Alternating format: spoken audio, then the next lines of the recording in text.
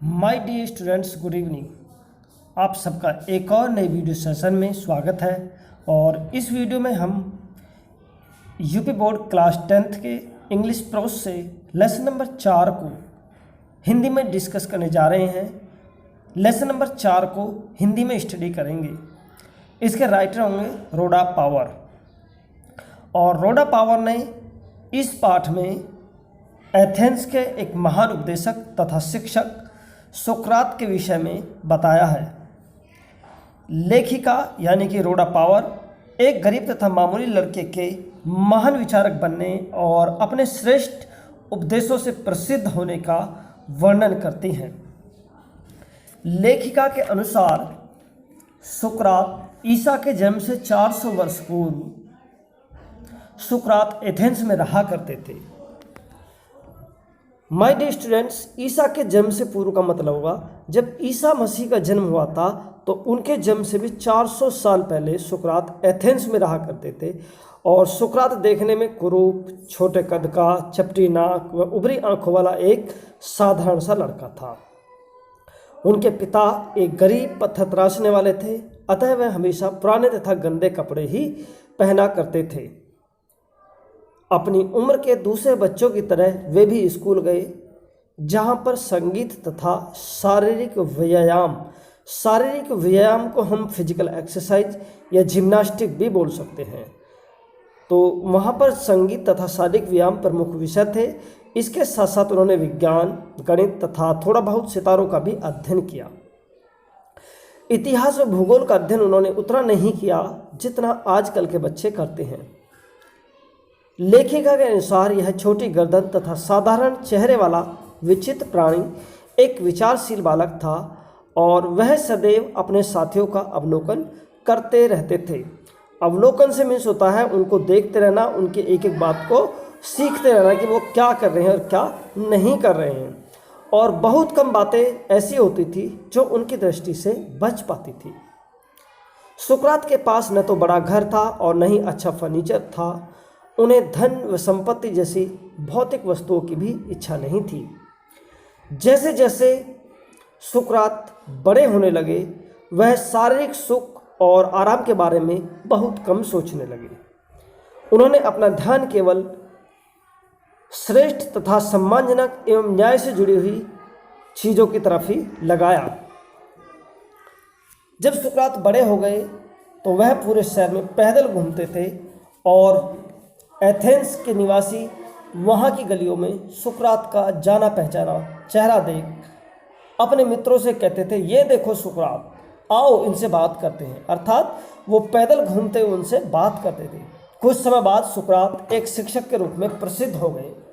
वे सड़क के किनारे किनारे चलते और बाजार में जो भी उनको प्रेम से अभिवादन करता वे उससे बात करने लगते। अभिवादन जो भी उनको नमस्ते, उनका हालचाल पूछता तो वो उससे बात करने लगते। और उनसे बात करके जो एथेंस के निवासी थे वो किसी भी टॉपिक पर बहस करके या प्रश्नों का उत्तर सुनने के बाद अक्सर जो है उलझन में पड़ जाते थे। सोक्रात अपने देशवासियों से कहा करते थे कि प्रत्येक व्यक्ति की अपने स्वचिंतन की योग्यता का विकास करना चाहिए, जिससे वह अपनी तर्क शक्ति का प्रयोग करके यह जान सकें कि क्या उचित है, क्या न्यायपूर्ण है, क्या सत्य और सुंदर है, और फिर उसी के अनुसार अपना आचरण बनाए रख सकें। वे एथेंस को एक आदर्श राष्ट्र बनाना चाहते थे। उन्होंने अपने शिष्यों एवं दूसरे अनुयायियों तथा एथेंस के सभी निवासियों से कहा कि ऐसा तभी हो सकता है जब हर नागरिक अपने विवेक का इस्तेमाल करके सही एवं उचित का पता लगाने में सक्षम हो सके। सोक्रात का यह मानना था कि प्रश्न करके तथा तर्क वितर्क करके ऐसा करने में मदद प्राप्त की जा सकती है। इसलिए वे हमेशा बातचीत करते गलियों में पाए जाते थे। जब सोक्रात बूढ़े हो गए तो उनकी ख्याति दूर दूर तक फैल गई थी। बहुत से धनी व्यक्ति उन्हें अपने यहाँ बुलाता चाहते थे क्योंकि हर कोई उन्हें अपने मेहमान के रूप में पाकर स्वयं को सम्मानित महसूस करते थे। धीरे धीरे उनके शिष्यों का एक विशेष समूह बन गया जो हर समय उनके साथ रहने लगा और वे जहाँ कहीं भी जाते थे वो उनके साथ में चलते थे। सुकरात के शिष्यों में उनका एक विशेष शिष्य था जिसका नाम था प्लेटो। वह एक नवयुवक था और अपने गुरु की कही हर बात को बहुत जल्दी सीख लेता था तथा बहुत जल्दी वह भी सुकरात की तरह एक मशहूर शिक्षक बन गया। हालांकि बहुत से लोग सुकरात की बुद्धिमानी भरी बातों से खुश होते थे और उन्हें पसंद भी करते थे, किंतु कुछ लोग ऐसे भी थे जो उनसे सहमत नहीं होते थे। सुकरात उन्हें सिखाते थे कि मनुष्य का अपना दिमाग, अपना आचरण देवताओं की अपेक्षा उसे अधिक प्रभावित करता है। कुछ लोगों को यह नया तथा दृष्टतापूर्ण विचार लगा। सुकरात का कहना था कि यूनान और एथेंस के देवताओं को बलि चढ़ाने की अपेक्षा और भी कार्य ऐसे हैं जो उच्च एवं श्रेष्ठ हैं। उनके इन विचारों के कारण कुछ लोगों को लगता था कि वह देश की युवा पीढ़ी को गलत रास्ते पर ले जा रहे हैं। जो बातें हमें शुरू से ही सिखाई गई हैं उनके बारे में प्रश्न करके वे युवाओं के मन में संदेह उत्पन्न कर रहे हैं। इन सब के परिणाम स्वरूप एथेंस के शासकों ने सुकरात को अपने सामने उपस्थित होने तथा मुकदमे में अपनी सफाई देने के लिए कोर्ट बुलाया। उनके मित्रों ने उनसे निवेदन किया कि वे या तो भाग जाएं या फिर कहीं छिप जाएं जब तक कि यह मामला ठंडा न हो जाए। परंतु सुकरात, जो कि कायर नहीं थे, सुकरात जानते थे कि उन्होंने कुछ भी गलत नहीं किया है। उन्होंने केवल वही बातें कही हैं जो सही, उचित एवं सम्मानजनक हैं।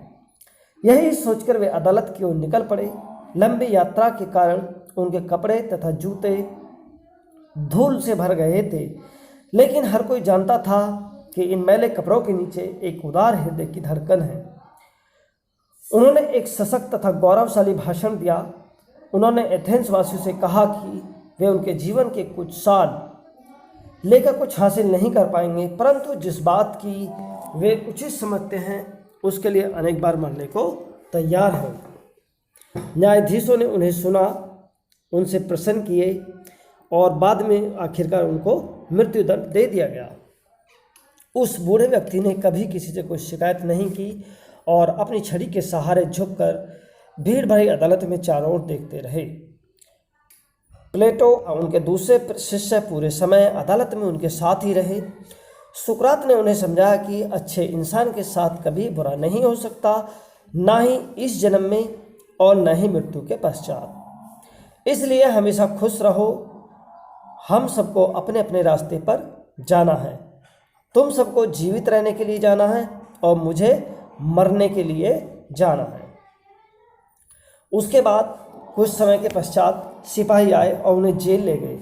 उनकी पत्नी और उनके बच्चे भी उनके साथ गए। अनेक प्रिय शिष्य भी उनके साथ थे और बहुत देर तक वे सभी उनसे बातें करते रहे। सुकरात ने उन्हें ज्ञान की बहुत सी बातें बताई जिनको उन्होंने अपने हृदय में संजो कर रख लिया। किंतु सुकरात के सभी मित्र जानते थे कि सुकरात अब जल्द ही मरने वाले हैं, इसलिए वे सब उदास थे। और उनके जो प्रिय शिष्य थे प्लेटो, उसने लिखा, अपनी पुस्तक में लिखा है कि वे हमारे लिए पिता के समान थे। वे मतलब सुकरात, जिनसे हमें वंचित किया जा रहा है और अब हम बाकी की जिंदगी अनाथों की भांति ही जीनी पड़ेगी। जब सूर्य पेड़ों की ऊंचाइयों के पीछे छिप गया तो जेलर अंदर आया और उसने सुकरात को मृत्यु के लिए तैयार होने को कहा।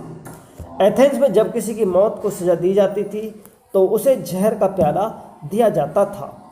सुकरात यह बात जानते थे और उन्होंने अपना सिर सहमति में हिलाया। उस जेलर ने उदासी के साथ उनकी तरफ देखा और कहा, हे सुकरात, मैं जब आपसे जहर का प्याला पीने को कहूँ तो आप नाराज मत होना। मैं जानता हूँ कि आप वह व्यक्ति हैं जो इस जगह आने वाले सारे लोगों में से सबसे श्रेष्ठ तथा महान है, पर अपनी इस हालत के लिए मैं दोषी नहीं हूँ बल्कि कोई और जिम्मेदार है। रोते हुए बाहर चला गया और जहर का प्याला लेकर वापस आया। सुकरात ने जहर का प्याला उठाकर उसे अपने होठों से लगाते हुए कहा, इस संसार से दूसरे संसार की मेरी इस यात्रा को ईश्वर सफल बनाए। उनके शिष्यों ने अपने आंसू रोकने चाहे, पर एक शिष्य जोर जोर से सिसकारियाँ लेने लगा।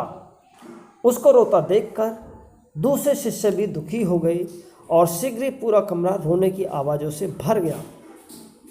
जहर का आधा पिया हुआ कप को बोलेंगे अनफिनिश्ड कप।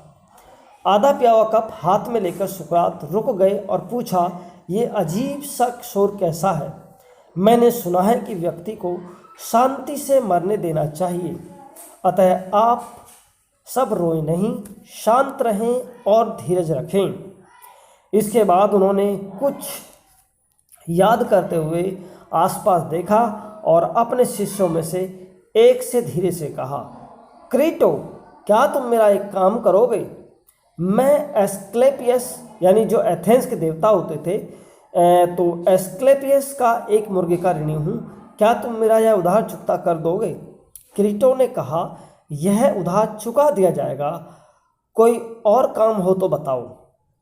वह उत्तर की प्रतीक्षा कर रहा था, पर कोई उत्तर नहीं मिला, क्योंकि सबसे महान ग्रीक सुकरात मृत्यु प्राप्त कर चुके थे। तो डियर स्टूडेंट्स, इस वीडियो में इतना ही, और इसके साथ ये कहानी हमारी ख़त्म होती है। अगर ये पाठ की समरी आपको समझ में आई हो तो इसे लाइक करके अपने दोस्तों के साथ में शेयर कर दें, ताकि इस वीडियो को बनाने का हमारा उद्देश्य पूरा हो सके और लॉकडाउन के इस क्रिटिकल समय में भी सभी बच्चे एक गुणवत्तापूर्ण शिक्षा प्राप्त कर सकें। नई वीडियो में फिर मुलाकात होगी, तब तक के लिए नमस्कार।